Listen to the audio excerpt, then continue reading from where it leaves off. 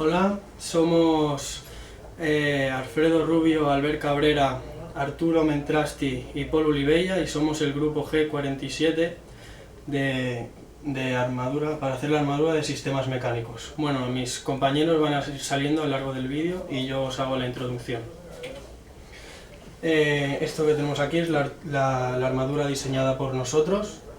Elegimos este diseño porque nos parecía difícil y complicado, y al principio aquí pusimos un soporte como este, pero no se podía resolver, entonces tuvimos que modificarlo y ponerle ruedas para que sí tuviera solución, y luego la profesora pues nos puso estas fuerzas exteriores aquí en estos nudos para resolver la armadura.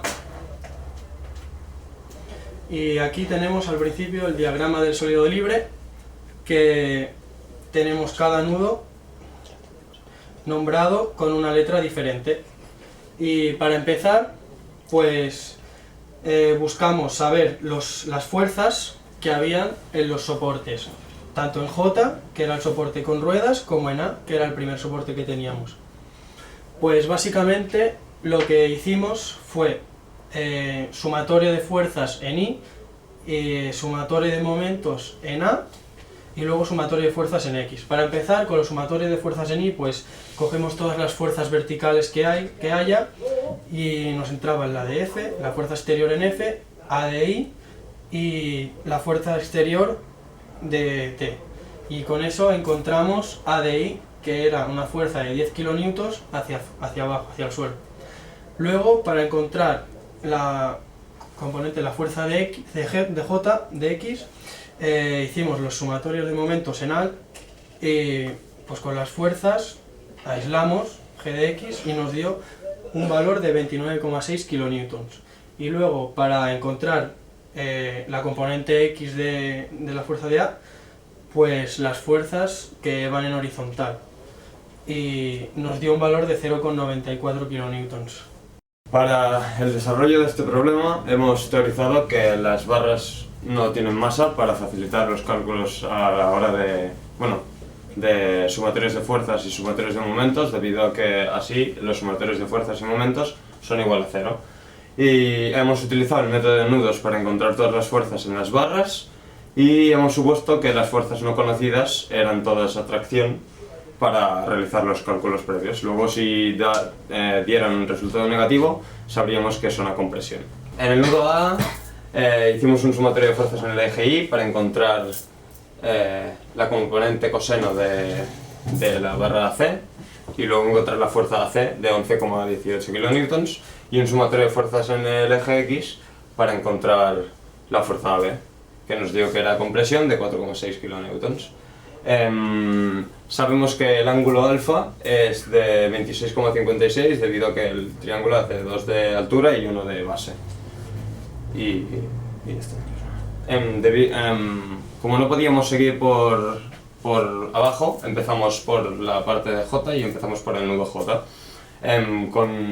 Como sabemos que el ángulo de un triángulo equilátero son de 60 grados, dividido por como la fuerza está en el medio, los dos ángulos serían de 30 grados, y entonces las componentes coseno se multiplicarían, o sea, se sumarían las dos, serían el doble, y las componentes seno se eliminarían, haciendo así que la fuerza tanto de IJ como de HJ sea de 17,9 kilonewtons, 0,9 kilonewtons, atracción. A partir de ahí, en el nudo I, mediante la fuerza que habíamos encontrado de JI, y igualando el sumatorio de fuerzas en el eje X, encontramos la componente seno de la IG, y con esto la fuerza IG de 7,35 kilonewtons.